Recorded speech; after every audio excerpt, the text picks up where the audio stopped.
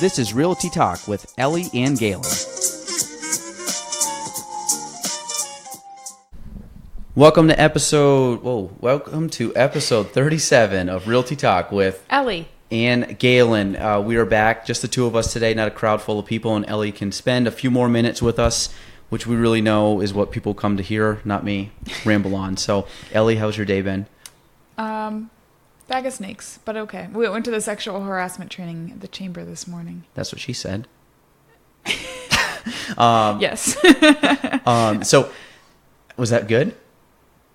Yeah. Have you not been to one? You're supposed to go to one. I went to... I've been to some before. But you have to go to one every year now. It's a new law in New York State. Every employee for every employer that has more than one employee, and contractors are included. Technically, I'm not a... Contractors are included.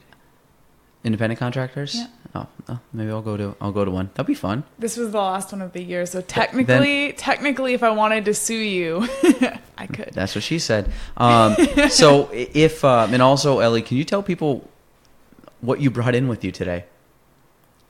My lovely presents. Okay, so folks, Ellie brought in a thing of peas. It's not a thing of peas. It was a bowl glass Tupperware container of peas. Just plain peas. Just a bag of steamed fresh peas. Was there anything on the peas? No, just Actually, peas. I do like peas. Yeah, peas are delicious. Like pea soup? Pea soup is incredible. I hate vegetables that have had things done to them. They need to be naked. Please expand on that. That's it. I don't like seasoned vegetables, except for buffalo cauliflower. That's delicious.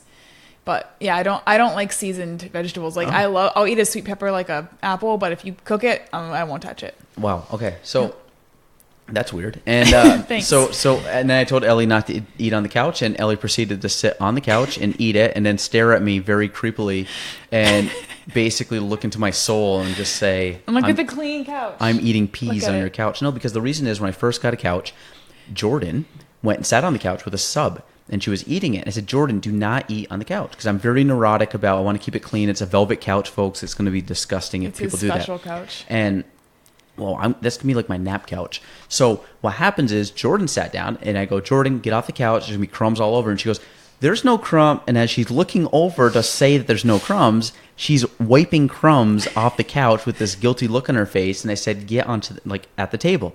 I felt like I was scolding a young child, but she has not ate on my couch ever again. I yelled at Kanan one time for doing it. I yelled at you. I've eaten there several times. I was not here when that happened. Weren't. So do not eat on the couch. You're not my dad. That's like the only rule. Ellie, get out of here. You're fired. You're off the podcast. So moral of the story: don't eat on my couch. And Ellie is weird because she just brought a thing of peas in. So, Ellie, what is your topic for today? What's your actually real estate topic for today? Not talking about, we talked about peas for 3 minutes. My topic for the day is things that you should do is things that you should do before looking at homes. So perfect. Let's hear them. So things you should do before actually looking at homes, and I understand if you're a fresh home buyer, and you may not understand this, and you see something you like and you immediately want to call the listing agent or call a real estate agent and say, I want to look at this home. Stop before you do that and talk to a lender, because you don't know what you can afford. And if you see the home and fall in love with it, and then find out you can't afford it, not only will you be heartbroken, but you will have wasted your own and the real estate agent's time. So find out what you can afford. And then I would suggest doing a little research into home owning, because there's stuff that people don't know. Find out how much you need to have saved up, which is something the lender usually would go over with you. And just kind of weigh out the pros and cons, because it's not like renting. There are responsibilities that you're going to have, and overall I think owning is better than renting, but just make sure you're at a point in your life where you're able to deal with it, and make sure it's something you can financially handle. So see a lender before you step foot in a home. Yeah, because the hardest two things about getting into a home for most people, especially if you're a first-time buyer, is your down payment and your closing costs. Yep. And most people don't realize how much money that is, and you can get seller concessions, which is a fancy way of saying you're financing your closing costs, which will alleviate some of the out-of-pocket expenses up front. Yep. And obviously, the trade-off is you're financing those. So your mortgage is going to be a little higher. But, yeah, that is the biggest thing. And I think once people have the down payment and closing costs, majority of people can afford the monthly payment. The problem is the upfront money to make sure you can get into the home. Now, it is good because the down payment goes into the equity of the property. Absolutely. But it's still, you got to have that money. Yeah, and it's usually not a small fee. And if you're paying less than 20%, you're probably going to have mortgage insurance, which increases your cost as well. PMI. Yep. Or MIP. And this is going to piggyback off what Ellie just said. And this is from our friends at Cross Country Mortgage. 12 things not to do when obtaining a mortgage loan.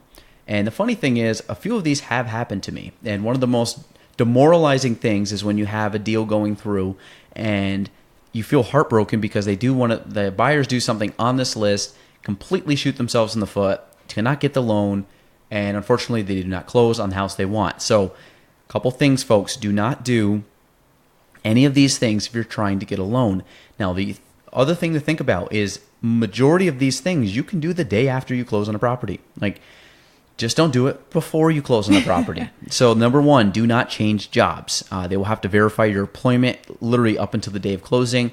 Do not change jobs. Do not quit your job. Not say, hey, I'm just getting my whatever. I'm going to get this house. I'm going to quit my job, start a new job. I'm going to spend a few weeks moving into the new house, then apply for a new job. Do not do that. Don't give them your 2 weeks notice either, because they will call your employer to Correct. verify. Correct. That's a good one. That's not on here. Good call. Yes. So do not change anything with your job. If you want to quit the day after, I'm pretty sure that is totally fine. Again, all this stuff, talk to a lender to verify, but I'm pretty sure this is good. Do not change your job. Number two, do not change your pay structure, meaning because sometimes you need additional pay stubs and things like that. Do not go full-time commission or back and forth. And basically, if you're working, just kind of keep things the same until you close and then kind of do all that crazy stuff. Do not apply for a new credit. Do not apply for a new credit card. Do not do anything that's going to run up any type of monthly credit that you have to pay. Don't buy that car yet. Yes, we were getting to that. That is a big one. But realistically, do not, actually, I don't think that's actually on here. But as part of the new credit, don't buy a new car. The worst thing is you see someone roll up with a new car, or they come and say, yeah, I just bought a new car. And you're like, oh, God, no. Because what happens is it changes your debt to income ratio. That is now new debt you're taking on. Most likely your income has not gone up accordingly to counteract that. And you might throw those ratios off and not get the home. Do not change your marital status. Do not deposit any sums into your bank account that cannot be documented. The big one for this is what they call like gifting money. All of a sudden it's, well, how come, why did you get $10,000 dropped in? Now there is rules where you can get a certain amount of money gifted to you from a friend, a relative, something like that. But again, everything's got to be accounted for, and there's usually a dollar amount that you can go up to. So you can't have someone just drop $50,000 into your bank account to buy this house. They have to sign something saying it was a gift. Yeah, there's definitely a paper trail that has to be followed.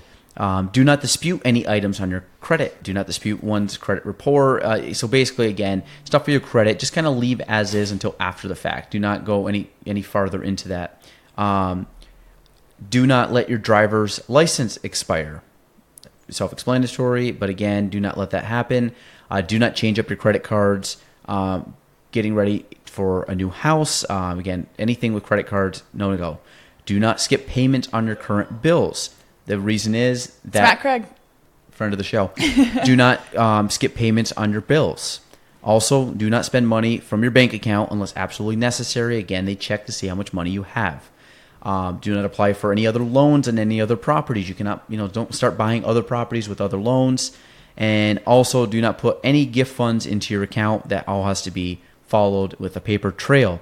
So do not do any of these things, or you could be in for a rude awakening when it comes time to actually close on your property, because the last thing you want to do is go through the closing process and find out the reason that the house didn't close was your own doing. So please, folks, do not do that. And I'm excited because I can now throw that piece of paper out that's been sitting in my file, which I cleared out. Sorry, I'm going right into another thought process. Gaelan's office looks a little less hectic than it has for the last several months. A little. And so people are giving me crap because I have a bunch of boxes up on the shelf. But it looks organized. It's organized. Yeah. So the reason is, and I should probably take a photo of this for people, through my accumulation of all these videos and audio and stuff like that, I have a lot of equipment. And the equipment is now going up into boxes, and I put them in brown boxes. They're not fancy. They're brown boxes, UPS boxes, Amazon boxes, anything you can think of.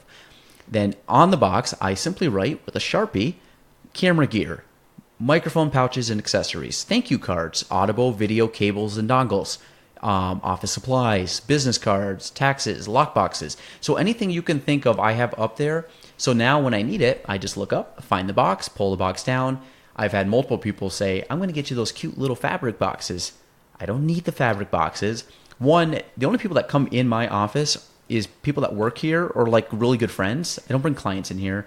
I don't bring anybody in my office. My office, I want to make a totally functional workspace. And to me, that is functional. Eventually, I'm going to build other shelves, get that stuff onto those shelves so that back end looks a little prettier because that's going to be kind of the nicest shelf in the office. But for right now...